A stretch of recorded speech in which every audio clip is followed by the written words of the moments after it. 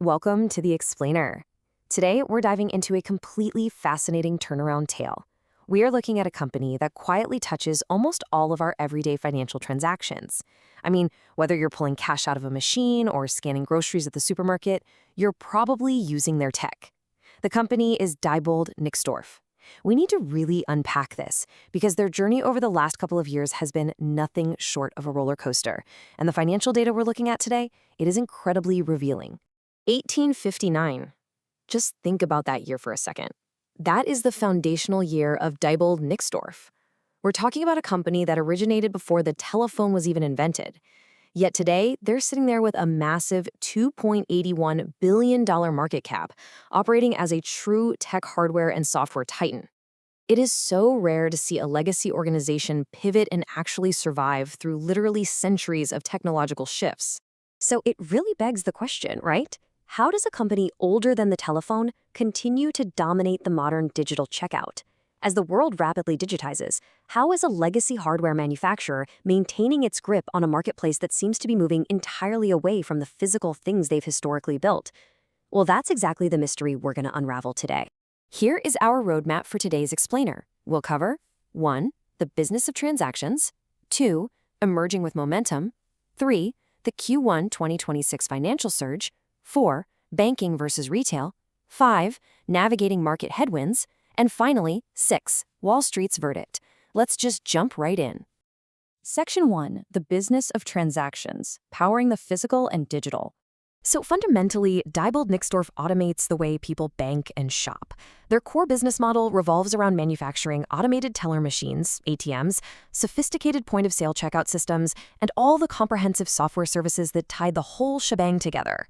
They're essentially the invisible infrastructure connecting the digital and physical channels for the world's top financial institutions and retailers, spread across more than 100 countries. Honestly, if you've used a self-checkout lane recently, there's a very high chance you are interacting directly with their technology.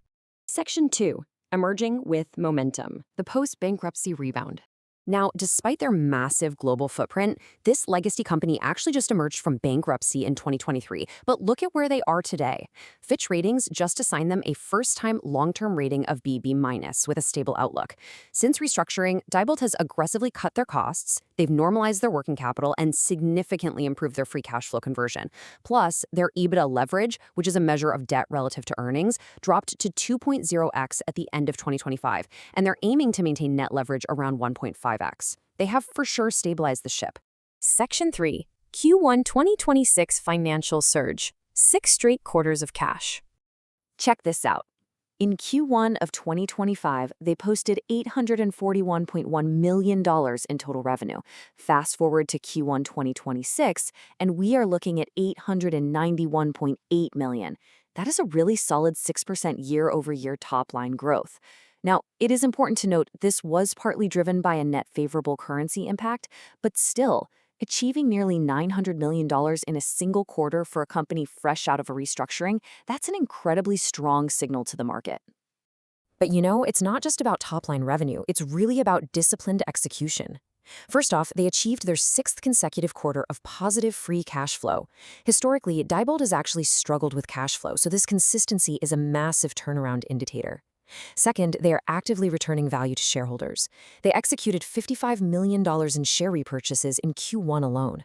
And finally, their standard GAAP earnings per share grew to 14 cents, which is up from a loss of 22 cents a year prior.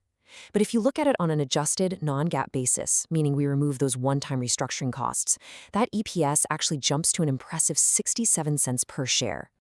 Section 4. Banking versus retail, a tale of two segments. So where is this growth coming from? Well, there is a stark contrast between their two main segments. Over in banking, services saw a modest 2.3% bump, but banking products actually dipped by 5.7%, which management attributed mostly to timing and lower volume over in Europe. But now look at retail. Retail services jumped 15.4%, and retail products absolutely exploded with a massive 42.9% year-over-year surge. What's driving that? It's their electronic point-of-sale systems. They recently landed a major refresh project with one of the largest fuel and convenience store chains in North America, plus new wins with a large pharmacy chain and a regional grocer. Retail is basically the rocket ship for Diebold right now. Section 5. Navigating Market Headwinds, the Future of Cash. Of course, it's not all smooth sailing.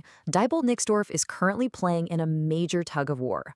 On the pro side, their market dominance is staggering. They hold an estimated 30% of the global ATM market share and have the absolute largest self-checkout retail footprint in Europe. They're partnering with the top 100 financial institutions globally.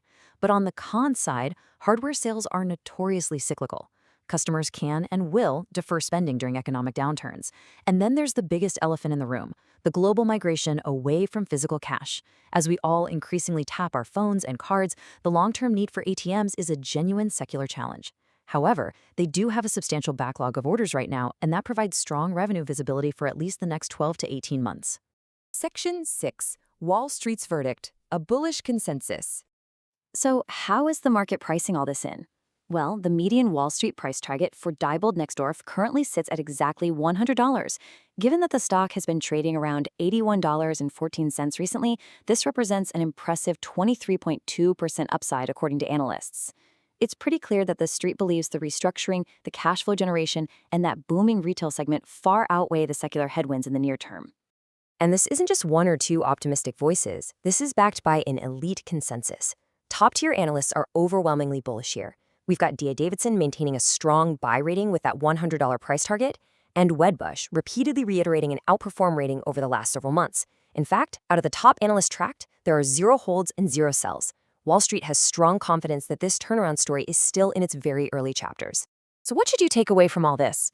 Diebold Nixdorf is a legacy company that stared down bankruptcy, reorganized efficiently, and is now generating incredible cash flow while absolutely capturing the retail checkout market.